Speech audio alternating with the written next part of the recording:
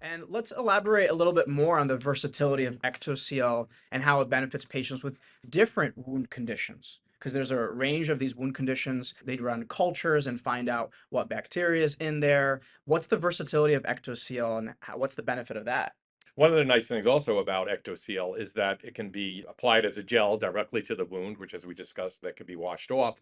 Another good property is it actually can be applied as a powder. So we have these little powder puffers, and we can put the ingredients that we're using into the EctoSeal powder. And if it's a very wet, weepy wound, which we often see, Yep. you can actually spray that powder or puff it right into the wound, and it kind of hydrates. Right. And thereby it's sticking and forming the gel right on the wound, allowing a much ease of application. And for instance, if the doctor's office running a bacterial culture, because we're a compounding pharmacy, there's a lot of range of what we can do, right? In terms of what we put into the ectogel, right? Oh yeah, often the doctor, the facility can send us the culture and sensitivity, and then we can find out what bacteria might be in that wound, and then we'll know which drugs we can incorporate into the EctoSeal. So the nice thing is, it being a dry powder, we can then take that active pharmaceutical ingredient, that antibiotic, incorporate it into there, and then they can apply it into the wound. Got I it. mean, also, typically with wound care, we use things like phenytoin, pentoxifylline. As you mentioned, Steve, wounds can be painful, so we could put, an anesthetic in there, like lidocaine, for example.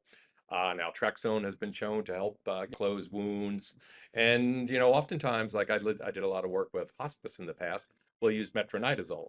It's actually interesting that you mentioned naltrexone because we do so much of that in the form of low dose naltrexone. It's crazy how this product can be used for so many different things.